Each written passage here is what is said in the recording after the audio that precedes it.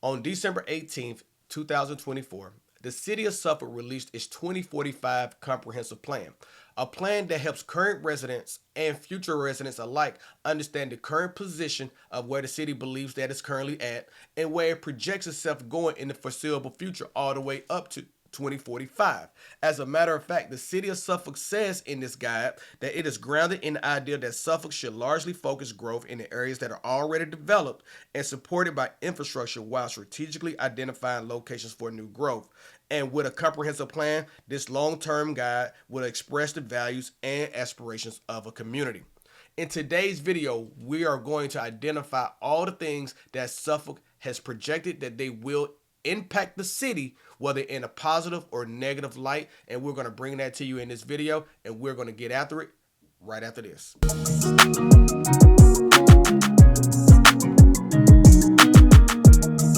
Welcome back into the Moving to Norfolk channel. If this is your first time being here with us and you want to know everything there is about living in Suffolk, Virginia, or you're just thinking about moving to Suffolk, Virginia, and you just need to know exactly if you're making that smart move, go ahead and subscribe to the channel and ring that notification bell so that way you could be the first to learn about everything there is to know about moving to Suffolk, Virginia. And we get phone calls and texts from viewers like you each and every day about making that smooth move to Suffolk, Virginia. And I love it. Whether you're moving in 9 days or in 90 days, I want to encourage you to give us a call, shoot us a text, hit us with an email, or even book a video call, which is my fave, by using the link in the description down below, or by even just using that pinned comment that's going to be at the bottom of this video as well too. And we look forward to helping you make that smooth move to Suffolk, Virginia. So the 2045 comprehensive plan that Suffolk has recently released has come on the heels of the 2035 planning phase that was actually very impactful to the city, where we've seen a lot of growth take place since that comprehensive plan had already been established. But now that growth has happened and growth is being sustained, City of Suffolk now wants to start projecting where they're going in the year of 2045, and this is going to play a major role in actually making sure that they're leveraging the right levers in certain growth areas around the city. When it comes to a comprehensive plan like this, what you want to take into consideration is exactly how it's going to affect residents and how it's going to affect business. And this comprehensive plan does a little bit of both. It markets towards the residents that's going to actually live here now and the future residents that's going to desire to move to the area. And it also helps pull in and market towards businesses who are looking to see what is developing in Suffolk, where it can actually make its mark in the city as well and help impact growth to the positive versus being negative in any way. So we're going to start by just talking about what has been the history of Suffolk, and we're going to jump directly into exactly what this comprehensive plan is really going to cover and establish for you any thoughts that you have. So let's get directly into what is the history of the city of Suffolk. Suffolk is located in the Hampton Roads region of southeastern Virginia. It is approximately 430 square miles and bordered by the counties of Isle of Wight, Southampton to the west, the state of North Carolina to the south, and the cities of Chesapeake and Portsmouth to the east, and the James River to the north. The town of Suffolk began near Constance Wharf, named after John Constant, who settled along the Nasman River to establish his home, wharf, and tobacco warehouses. In 1808, the town was incorporated into Nasman County, and a century later, in 1910, it became a city independent from surrounding Nasman County. Nasman County was converted to city status in 1972, becoming the city of Nasman. Soon after, in 1974, the cities of Suffolk and Nasman and the unincorporated towns of Holland and Whaleyville consolidated to become the present-day Suffolk. Since that time, Suffolk has continued to grow and develop as a city that shares many characteristics of a large county with a blend of both modern and historical agricultural, rural, suburban, and urban land uses. This blend of land uses and activities will remain dominant factors supporting the city's growth and revenue requirements. So this 2045 update reinforces a strong and successful tradition of planning in Suffolk, building off of previous plans while offering new strategies. This plan provides more guidance on the use of land in specific areas of the city than 2035 through more detailed mapping of future land use types. It also includes a more focused set of recommendations that target some of the city's most pressing needs, with an emphasis on leveraging current trends to create great places and improve quality of life. Suffolk 2045 is intended to guide and assist city, staff, and the public, the development community, city council, planning commissions, and others in making decisions relating to development, redevelopment, growth, preservation, and the provision of public services through the year 2045. The city of Suffolk is located within the Virginia Beach, Chesapeake, Norfolk, Virginia, North Carolina metropolitan area. Suffolk is the 8th most populous and largest by area city in Virginia. Hampton Roads is comprised of an additional 16 localities, including the independent cities of Virginia Beach, Norfolk, Chesapeake, Newport News, Hampton, Portsmouth, Williamsburg, and Pequoson. Hampton Roads is also the location of the Port of Virginia, which is the deepest water harbor, the second largest port by tonnage on the U.S. East Coast, and home to the world's largest naval base. Suffolk is situated in an area with fertile soils, making much of the city prime farmland, especially for soybeans and peanuts. The city also has a number of tidal and non-tidal waterways that are attractive for fishing and water-related recreation. The city of Suffolk population has steadily increased in recent decades, and population projections indicate that this trend will continue. Suffolk's population grew by over 67% between 2000 and 2020. From nearly 63,700 to over 94,300. It is anticipated to continue to grow and reach a population of over 116,000 by 2040. Different kinds of development have different impacts on the fiscal health of the city. Development that is not supported by existing infrastructure like roadways, water, and sewage, and that is more consumptive of land, can be a greater drain on the city finances. Different growth patterns and uses also have different impacts on demands for services and facilities.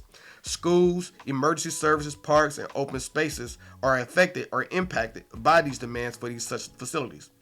Suffolk's population increases. The city has maintained a strategy of focusing growth to emphasize development that can rely on existing infrastructure, services, and facilities, while also strategically shaping the mix of use in consideration of the tax implications for growth. Now, the city of Suffolk is predominantly a rural area made of two major cities of the centers of development. The historic downtown core, which is going to be called the Central Growth Area, and the more recently developed northern core extending west across the northern portion of the city from the north-south Interstate 664 on the city's east boundary, which is going to be called the Northern Growth Area. The character and development patterns within the city vary greatly.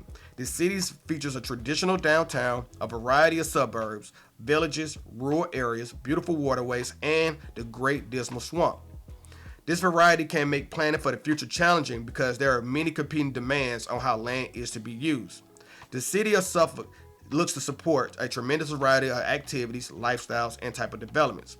So let's talk about what is the traditional downtown, or better known as the Central Core, is actually composed of. It is a close-knit, grid pattern street network that works around historic rivers, lakes, and swamps.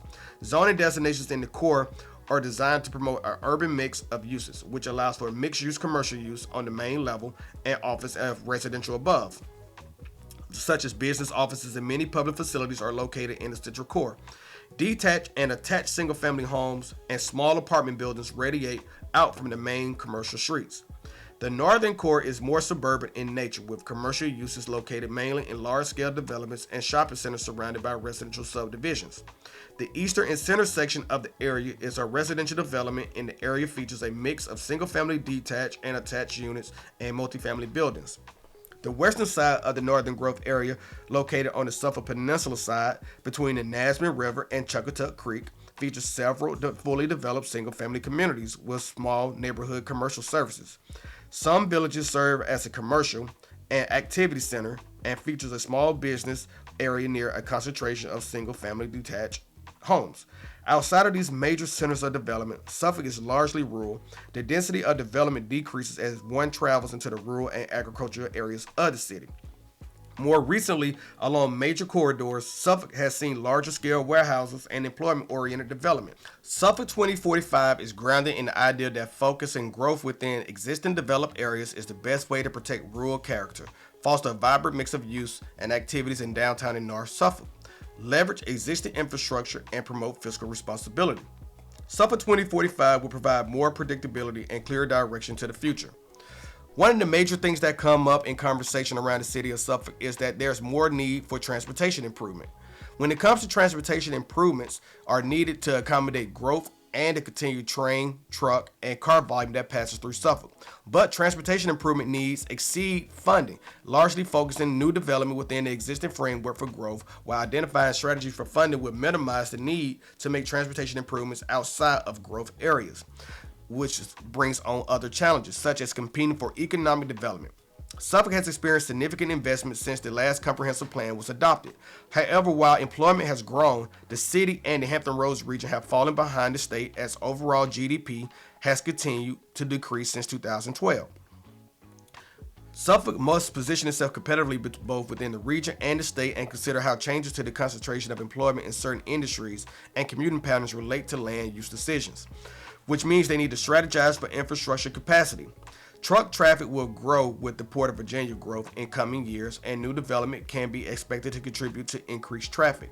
Similarly, additional water and sewer system capacity will need to support future growth as well, which now creates housing choice and vibrant neighborhoods. City of Suffolk residents are cost burdened, spending more than 56% of their income on housing and transportation options.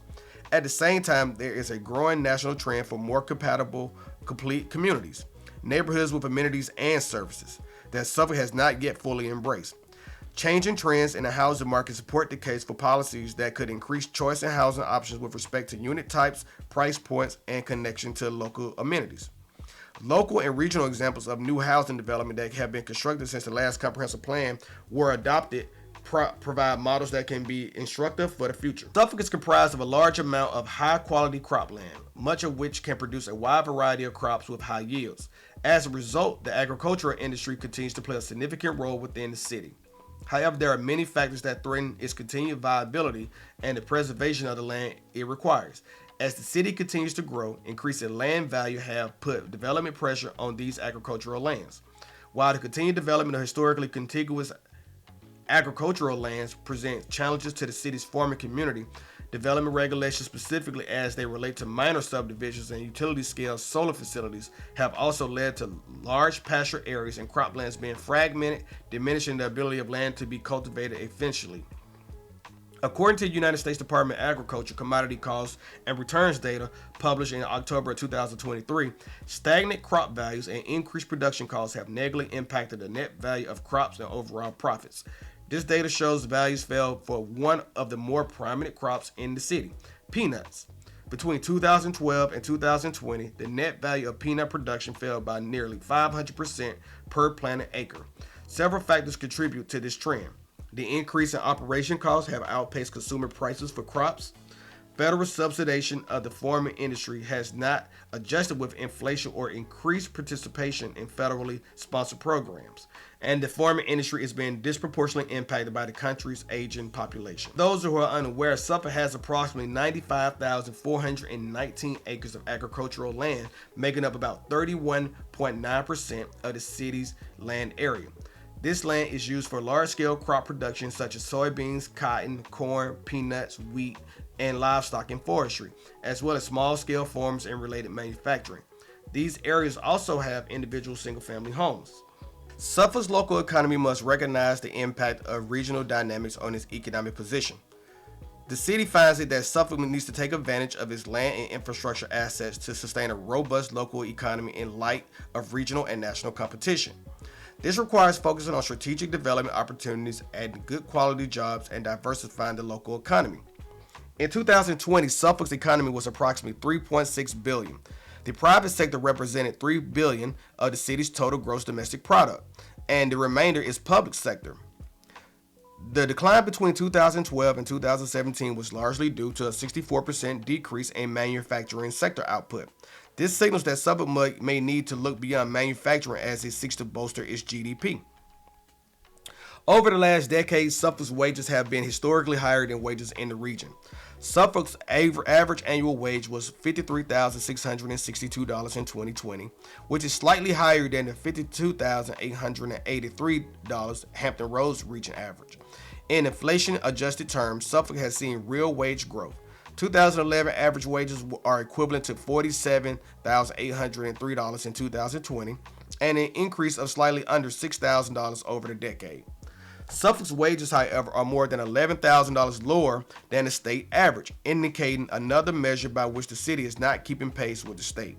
The top 4 sectors of employment in Suffolk are the government, healthcare and social services, retail and professional technical, which represent about 50% of the jobs in Suffolk. Notably, professional technical employment has more than doubled, and transportation and warehousing increased by 80% over 2010. According to the U.S. Bureau of Economic Analysis, office-based industries in Suffolk increased by 39,000 jobs. The vast majority of workers in Suffolk work for larger, older businesses. 59% work for companies with at least 250 employees. A positive attribute of Suffolk's workforce is that it is younger than the states across a range of industries. Only 23% of the city's workforce is older than 55.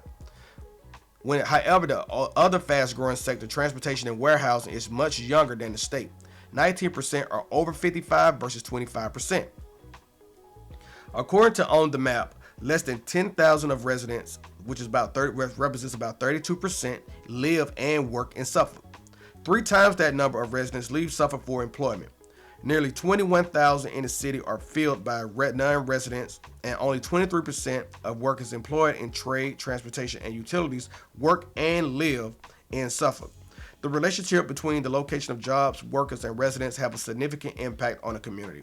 People traveling from a city to work elsewhere or to a city from elsewhere to work impact infrastructure demands, traffic congestion, land use development patterns, economic development, and fiscal sustainability. Approximately 12% of Suffolk residents work more than 50 miles away. 46% travel between 10 to 25 miles for work. Most residents travel east or northeast for employment. There is virtually no commuting to the south. This is important because it will impact where and what type of development takes place along certain corridors, as well as traffic congestion. In order for Suffolk to grow, investments in transportation are needed. The city has identified areas where congestion and traffic safety issues on existing roadways are most problematic. The city also has opportunities to expand transportation options. Increase in traffic due to regional development with growth of the Port of Virginia is expected, but the city can help manage the impacts through the improvements to areas with truck bottlenecks and supporting the shift of freight to rail when possible. The city can integrate land use and transportation decision-making, encourage more compact development and housing and employment, generating use in close proximity, supported by well-connected transportation infrastructure. The city of Suffolk maintains its own roadways except for freeways, including State Route 164, which the Virginia Department of Transportation maintains. The city's roadways are managed by the Department of Public Works, which oversees the design, construction, and maintenance of the system. In addition, it ensures that all engineered construction and maintenance work for roads and transit amenities meet acceptable and achievable standards through the efficient use of capital expenditure. As per the state code, the city must acknowledge and account for the facilities deemed corridors or of statewide significance. Designated corridors of statewide significance includes the following within the city. U.S. Route 460, which is virtually bisecting Suffolk and the state. This corridor serves as a major link to both points east and west, as well as other corridors. The U.S. Route 58 corridor serves as a link for major economic development activities along the south side of Virginia. This roadway provides local access to the Virginia Beach oceanfront. It is a primary connection to I-95 and I-85 to the west, and is a major artery for goods to market movement in the state. U.S. Route 17 corridor is a vital I-95 alternative to coastal destinations, a major connection for truck traffic between I-95 and Hampton Roads, and a link to tourism and cultural hotspots throughout the Northern Neck and Middle Peninsula. U.S. Route 13 serves as a major passenger and freight link between Hampton Roads and the Eastern Shore. It is the main road through the Eastern Shore and provides access to recreational opportunities and military installations along the Chesapeake Bay and Atlantic Ocean. I-664, which is an auxiliary to the I-64 corridor, serves as a valuable link to larger urban areas to the east and west of Suffolk, as a major freight and evacuation corridor, and as a vital link to military, institutional, and cultural facilities within the region and the state. As Suffolk grows, there will be a need for more transportation options besides driving a single occupancy vehicle. This will be especially important for City of Suffolk residents who are cost burdened, as on average, Suffolk residents pay more than 56% of their income on housing and transportation costs. Suffolk Transit has operated since January 2012. It consists of both fixed route and paratransit services and has grown from 2 to 7 fixed routes since its inception.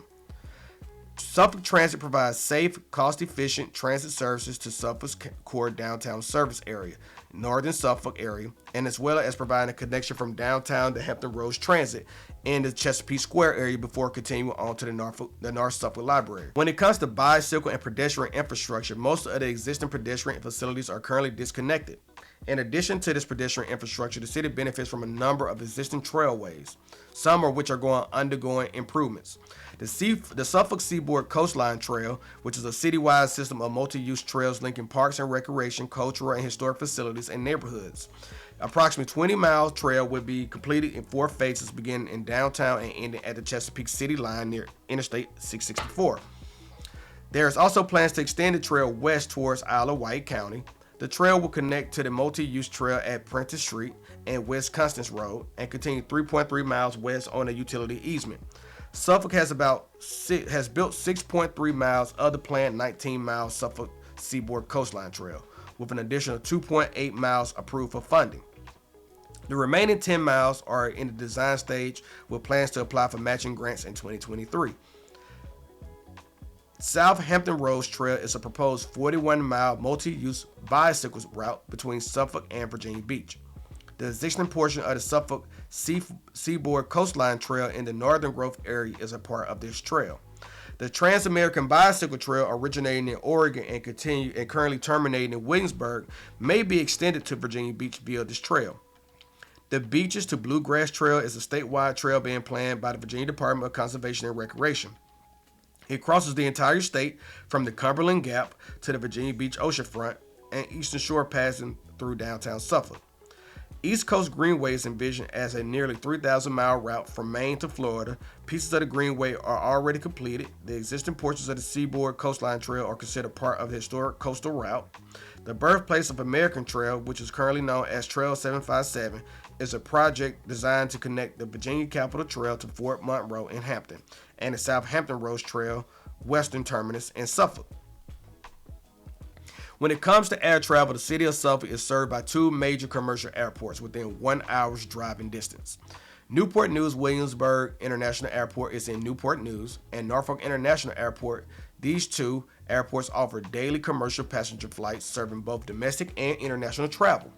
The Suffolk Executive Airport is a small general aviation facility located in the south and central area of the city. It is a base for several small private planes, several aviation maintenance businesses, and a recreation skydiving center. There is no scheduled commercial passenger service at this airport, and the population served is confined to tourists and business clientele who travel by private plane. When it comes to passenger rail, currently there are no passenger rail stations located in Suffolk. Although Amtrak service passes through Suffolk, the closest stations are in Norfolk and Newport News, which serves the Northeast Regional Route. This route connects the Hampton Roads region to Boston, Massachusetts via Richmond, Virginia, Washington, D.C., Baltimore, Maryland, Philadelphia, Pennsylvania, New York, and New Haven, Connecticut. The city of Suffolk supports this establishment of a Western Tidewater Amtrak station. Through the city's participation in the HRTPO Board and the Transportation Technical Advisory Committee, the city of Suffolk will continue its efforts to establish a rail station along the Northeast Regional Line that currently passes through the city. When it comes to freight, Suffolk is well served by freight rail service, and rail lines extend across its boundaries, connecting the ports of Hampton Roads with inland markets and inland freight terminals. Continued growth of port activity in Hampton Roads has the potential to provide benefits through investment and job creation, but trains also interrupt the flow of traffic on Suffolk streets. These impacts will become more frequent and prolonged as freight rail traffic increases. There are 3 railroad companies, Commonwealth Rail, Norfolk Southern, and CSX, currently operating within the city limits. 2 Class 1 railroads, Norfolk Southern and CSX, serve the port via on-dock intermodal container transfer facilities at Virginia International Gateway and Norfolk International Terminals. The railroad service is augmented by vital short line rail partners, including the Norfolk and Portsmouth Belt Line and the Commonwealth Railway. These trains traverse 51 public at-grade highway rail crossings in areas that range from open rural to densely populated residents, commercial, and industrial areas. All three lines travel through the downtown area, which with increased container activity at the ports, particularly containers intended for shipment via rail, it is expected that the rail activity through the city of Suffolk will steadily increase over the next 20 years. By 2040, the top corridors for moving freight tonnage are expected to be Route 460, I-64, Route 58, Route 13, Chesapeake Bay Bridge Tunnel, and I-264 in Norfolk and Portsmouth.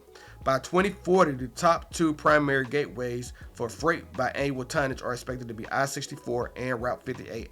As Suffolk continues to grow, it will also be important that facilities and services are expanded. The city's two water treatment plants and transmission and distribution plant mains provide water to most developed and developable areas within both the central and northern growth areas. Generally, villages within the city are not served by water with some exceptions. Planned new transmission mains along Route 460 to the west from the central growth area boundary and south from the city's water treatment plant to Route 460 will be required as development increases. The city's primary water supply comes from lakes within the city. These lakes also serve other members of the Western Tidewater Water Authority to meet upcoming water demands. Expansion of the G.H.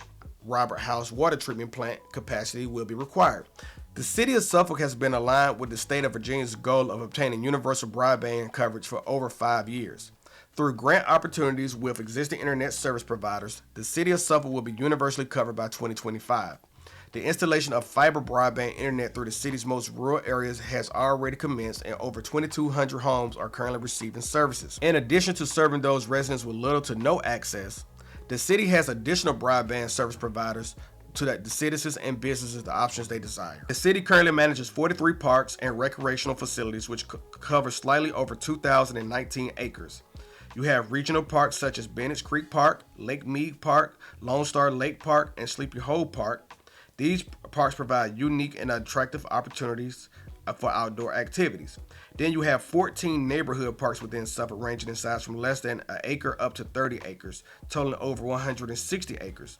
Some of the parks include large amenities such as swimming pools and tennis courts, while others may have a small playground. Then you have the East Suffolk Recreational Center, which was a former East Suffolk High School, which was renovated and opened as a recreation center in 2009.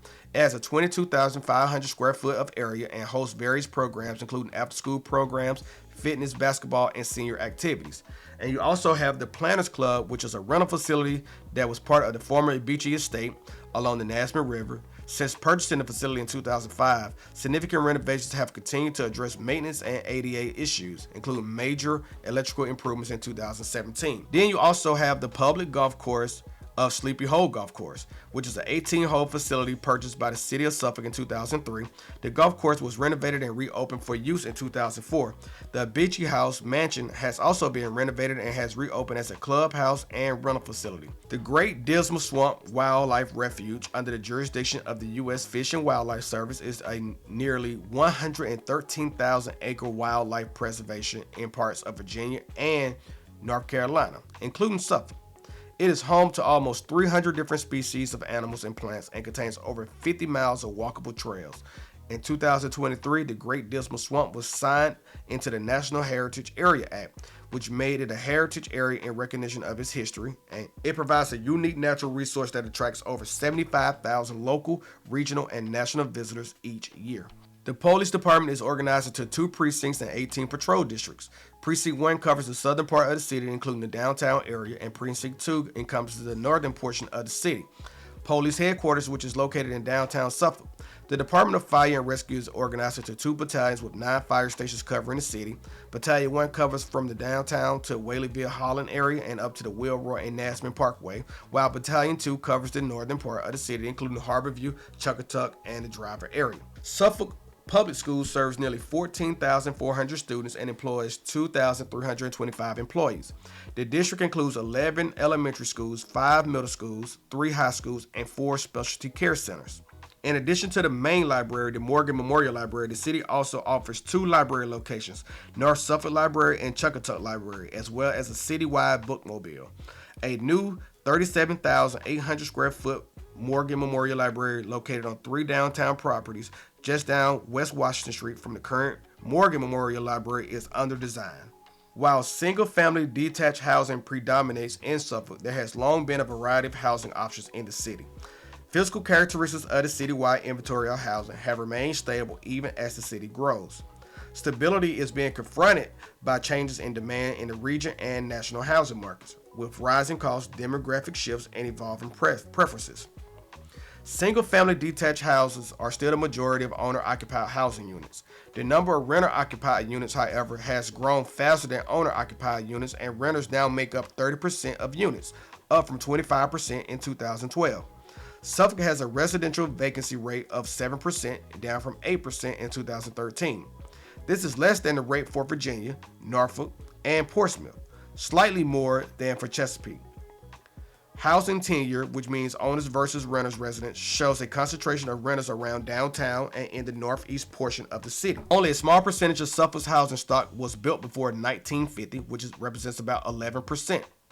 Some of the older housing units may be maintained with the assistance of historic builders tax credits and city's tax abatement program implemented by the assessor's office. The oldest housing is predominantly in downtown Suffolk. 27% of the city housing was built between 1950 and 1979. Older homes in this category are now also eligible for historic designations and associated tax credits and other federal programs if applicable. The majority of Suffolk's homes, 56% of them, were built between 1980 and 2013, with an additional 6% built since 2014. It appears that since Suffolk 2035 was adopted, there has been construction of new homes with little loss of older housing stock. Between 2014 and 2020, the city's housing stock increased by 2,371 units, which is about 339 units per year. Key indicators include the rising cost of rent and the rising income of renters. Since 2012, the median household income for renters grew by nearly 40%, over twice the rate for owner-occupied households, which represents about 18.7% as measured in the American Community Survey. 27.9% of owner-occupied households with a mortgage and 51.3% of renter households in Suffolk pay more than 30% of their income in rent or mortgage. There is especially a need for more rental units overall and more affordable rental units to meet demand. As previously discussed, the city of Suffolk is the largest municipality in the state in terms of land area, encompassing 430 square miles. Suffolk benefits from an abundance of natural areas, including the wetlands of the Great Dismal Swamp and the tidal wetlands along the banks of the city's rivers and creeks. The downtown area around the North Main Street experiences flooding when strong northeast winds and tidal surges occur. Shoreline areas often provide access to the local river systems and to the Chesapeake Bay through public and private piers. Shoreline areas along the lower Nasman River, Chuckatuck Creek, Bennett Creek, Notch Creek, and Hoffler Creek have extensive marshes. These marshes provide medium to high quality habitat for wildlife and fisheries, as well as buffering the shore from erosive forces. The city waterfront contains approximately 150 miles of shoreline bordering the Nasman and James Rivers, Chuckatuck and Bennett Creek, and their tributaries.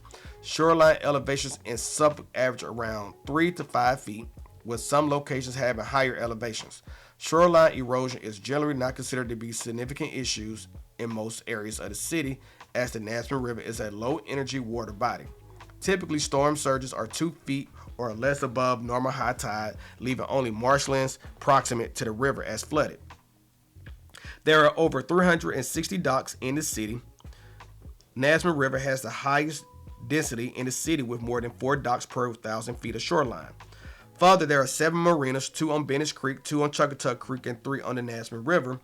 While the people of Suffolk desire additional waterfront access, the development of additional facilities may potentially impact water quality. Access to the waterfront is important to the people of Suffolk due to the aesthetic, recreational, and commercial and economic benefits that it provides. The magnitude of the impact would depend on the type of access. The types of shoreline access generally included in marinas, motorized and non-motorized boat access ramps, and piers and docks for fishing and pedestrian access. The type that presents the greatest impact to water quality is going to be marinas. I know that was a lot of information, but I really want to know, what was your major takeaway when it comes to the city of Suffolk, Virginia? Are you looking forward to seeing that projection of growth in the next 15 years? Was the impact on wages or the GDP growth something to take into consideration as well? Or does this just give you confidence in relocating to the area, and that it's going to be something that you can look forward to, and the desirability of factor has still stayed steady or increased? I want to know how you feel, so leave me the comments down below so that way that we can have a conversation about what is happening with this city. Whether you're moving in 9 days or you're moving in 90 days, we look forward to being the one to help you make that smooth move to Suffolk, Virginia, or any one of the other areas of the Hampton Roads community.